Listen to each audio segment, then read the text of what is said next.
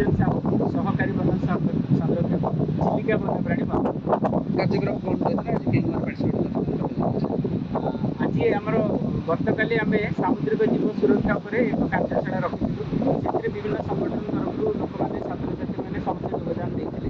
କାଲିର ଆଲୋଚନାକୁ ଆଗକୁ ନେବା ପାଇଁ ଆଜି ଆମେ ଦୁଇଟି କାର୍ଯ୍ୟକ୍ରମ ରଖିଥିଲୁ। ଗୋଟେ ବ୍ରହ୍ମପୁରା ଗ୍ରାମରେ ଗାଁ ଭିତରେ ଗୋଟେ ରାଲି କରିଥିଲୁ, ପିଲାମାନେ ଏବଂ ବିଭିନ୍ନ ସମାଜସେବୀମାନେ ଆମ ସହିତ ଜଏନ୍ କରିଥିଲେ, ମାଆମାନେ ଏସ୍ଏଚଜି ମାଆମାନେ ଜଏନ୍ କରିଥିଲେ। ତ ସମସ୍ତେ ରାଲିରେ ସଚେତନତାର ବାର୍ତ୍ତା ନେଇ ଆଜି ଗାଁ ଭିତରକୁ ଯାଇଥିଲେ। ତାପରେ ସଚେତନତାର ବାର୍ତ୍ତା ନେଇ ଗାଁ ଭିତରୁ ଆସିଲା ପରେ ଆଜି ଆମେ ସମୁଦ୍ର ତଟରୁ ପ୍ଲାଷ୍ଟିକକୁ ମୁକ୍ତ କରିବା ପାଇଁ ଏକ ଅଭିଯାନ ରଖିଥିଲୁ। ଏଠି ଆମେ ଶପଥ ପାଠର କାର୍ଯ୍ୟକ୍ରମ ରହିଛି, ତା ସହିତ ପୁରା ବିଚ୍କୁ ଆମେ ସଫା କରିବା ପାଇଁ ସମୁଦ୍ର ତଟରେ ଯେତିକି ପ୍ଲାଷ୍ଟିକ ଦ୍ୱାରା କେମିତି ସମୁଦ୍ରର ପ୍ରାଣୀମାନଙ୍କୁ ବିପଦ ହେଉଛି ତା ଉପରେ ଏକ ଛୋଟ ଆଲୋଚନା ରଖିଥିଲୁ। ପିଲାମାନଙ୍କ ସହିତ ଆଲୋଚନା କରିଥିଲୁ। ଆମ ଅଞ୍ଚଳର ଯେମିତି ଆମେ କହିପାରିବା ଇରାବାଡ଼ି ଡଲଫିନ୍ ଆଉ ଆମର ଅଲିଭ୍ ରିଡଲେ ସାମୁଦ୍ରିକ କଇଁଛ ଆମ ପାଇଁ ଗର୍ବ, ତ ତାଙ୍କର ସୁରକ୍ଷା ପାଇଁ ଆଜି ଏ କାର୍ଯ୍ୟକ୍ରମ। ଏହି କାର୍ଯ୍ୟକ୍ରମରେ ବର୍ତ୍ତମାନ ଯେମିତି ଆମର ବିଧାନ ବାବୁ କହୁଥିଲେ ପାଖାପାଖି 300ରୁ ଉର୍ଦ୍ଧ୍ୱ ଲୋକମାନେ ଆମର ବିଭିନ୍ନ ସଂଗଠନ ତରଫରୁ ଜଏନ୍ କରିଛନ୍ତି।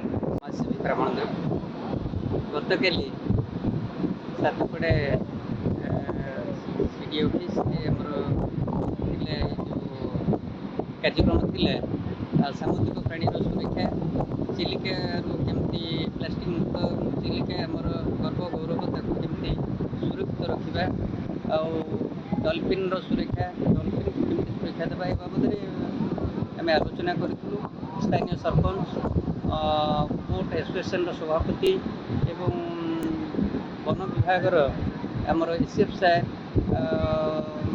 କର୍ମକର୍ତ୍ତା, ରେଞ୍ଜର ସାର୍, ଫରେଷ୍ଟର ଆଉ ଅନ୍ୟ କର୍ମକର୍ତ୍ତା ଆଉ ସ୍ଥାନୀୟ ଲୋକ ମଧ୍ୟ ସହଯୋଗ କରିଥିଲେ। ଆଜି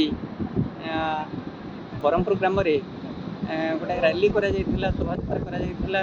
ଆମ ଅଞ୍ଚଳରେ ଓଡ଼ିଶାରୁ କେମିତି ପ୍ଲାଷ୍ଟିକ୍ ମୁକ୍ତ କରାଯିବ, ଲୋକ ସଚେତନତା ପାଇଁ ଗୋଟେ ବାର୍ତ୍ତା ରଖାଯାଇଥିଲା। ପରିବେଶ ଆଜି ଚିଲିକା ବନ୍ୟପ୍ରାଣୀ ସଂରକ୍ଷଣ ଅଥବା